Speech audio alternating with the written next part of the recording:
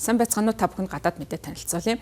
Америкийн нэгдсэн улсын ерөнхийлөгч Дональд Трампын зүгээс 3 хоногийн дараа хилцээрийн хугацаа дуусж байгаатай холбогдуулан мэдээлэл гаргасан байна. За Ирантай хилцээрт хүртэл Ормосын хоолойд тавьсан бүсэлтэд нийхгүй гэсэн мэдээллийг хийсэн байна. За 7 хоногийн өмнө эхэлсэн энэхүү бүсэлт нь Ираныг бүрэн сүрүүлж байна гэж Дональд Трамп өөрийн нийгмийн сүлжээний хэрэгсэл болох Truth Social дээр бичиж оруулаад мэдэгдээд энэ одоо мөргөлдөөнд бол Америкийн нэгдсэн улс маш ихээр ялж байгааг нэмж хэлсэн байна. За түүний тайлбар нь Америк болон Ираны хооронд түр гал зогсох хэлэлцээр лав гараг дуусгуур болж байгаатай холбогдуулан энэхүү мэдээллийг хийсэн байна. За энэ үед бол мөн Америкийн нэгдсэн улсын төвийн командлал мэдээлэл гаргасан. Америкийн нэгдсэн улсын цэргийн хүчин 27 хөлөг онгоцыг Ираны бомб руу эргэх юм уу буцаж явахыг нь тушаасан байна.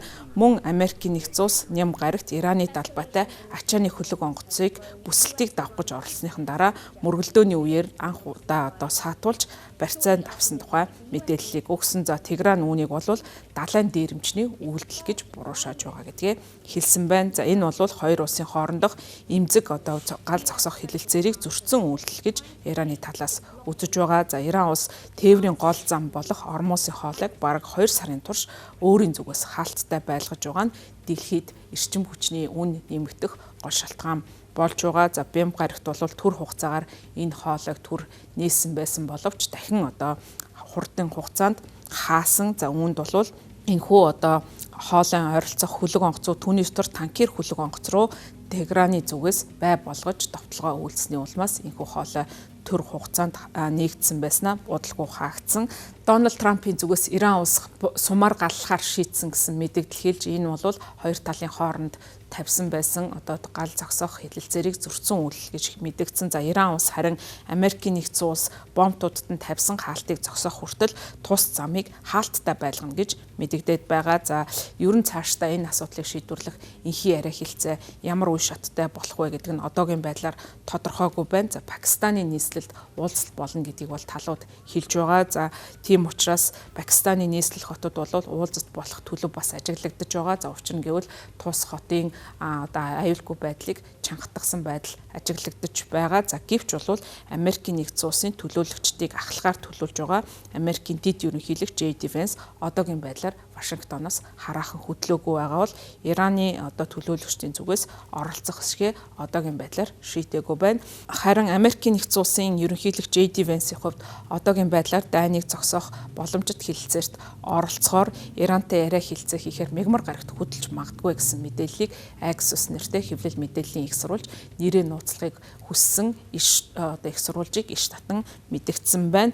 За харин энэ сарын ихээр босон эхний уулзалтын талаар Америкийн нэгдсэн улсын ерөнхийлөгч JD Vance хэлэхдээ Иранчууд бидний нөхцөлийг хүлээн авахд бэлэн байх тийм нөхцөл байдал хүрч чадаагүй учраас яриа хэлцээ бүтлгүүцсэн гэж хэлсэн. За харин Ираны гадаад хэргийн яам Вашингтоны хэд их шаардлага тавьсан. За өөрөөр хэлбэл өөрийн шаардлагаа дээд хэмжээнд биелүүлэхийг оролцсноос болж бол яриа хэлцээ бүтлгүүцсэн гэсэн ийм тайлбарыг хэлж байгаа. За мөн Тегераны зүгээс яриа хэлцээрт оролцох хүсэлгүй байгаа гэдгээ илэрхийлээд байгаа. За учир нь гэвэл Америкийн нэгдсэн улсын занал хийлийн сүлдөрдор хилцээ хийхгүй гэж мэдэгдсэн. За Иран Америкийн нэгдсэн улсын гал зогсоох дэглэмийг зөрчсөн гэж Америкийг буруутгаж байгаа гэдгээ гадаад хэргийн хэвлэлийн төлөөлөгч Исмаил Багей мэдэгдсэн. За гал зогсоох хэлэлцээр хүчин төгөлдөр байх үед Ираны контейнер буюу одоо тээвэрлэгч онгоцыг барьцаасан явдлыг бол энэхүү гэрээг одоо зөрчиж байгаа илт үйлдэл гэдгийг иш татаж мэдэгдсэн. За харин Америкийн нэгдсэн улсын дотоодод бол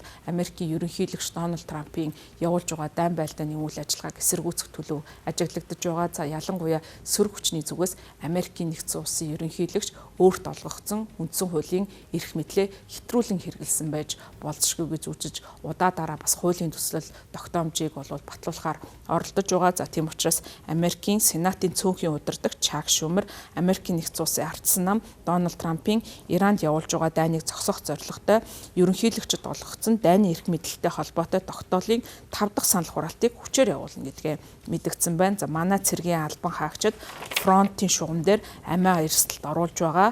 За энэ үед бол Сенатын бүгд найрамдах намынхан энэ асуудал дээр бол огт оролцохгүй хажуу тийш сууж болохгүй бид дайн дуустал эсвэл тэднийг хангалттай олонх нь дайныг зогсоох хүртэл санал өгөх зориг олохын төлөө зүтгэх болно гэдгээ мэдгдсэн байна. За өөрөөр хэлбэл Ардсан намын зүгээс ерөнхийлөгчийн эрх мэдлийг хязгаарлахаар оролдож байгаа юм. За Америкийн нэгдсэн улсын үндсэн хуульд зааснаар ерөнхийлөгч биш харин Конгресс дайн зарлах ёстой гэж үздэг. За тийм учраас ерөнхийлөгчийн энэхүү Иранд явуулж байгаа дайны үйл ажиллагаа нь үндсэн хуулийг зөрчсөн үйлдэл байж болзошгүй. Сенат болон төлөөлөгчдийн танхимын Ардсан намынхан Трампыг цэргийн ажиллагаа эхлүүлэхийн өмнө Конгрессоос зөвшөөрөл авах ёстой гэж үзэж байгаа. За тийм учраас дайны эрх мэдлийн тогтоолыг батлахыг удаа дараа оролдож байгаа. За гэвч бол Сенатын болон төлөөлөгчдийн танхимд цөөн тооны судалтай Трампын бүгд найрамдах намынхан болвол энэхүү алхмыг хоригдсан байдалтай байна. За мөн тун утгагүй Америкийн нэгдсэн улсад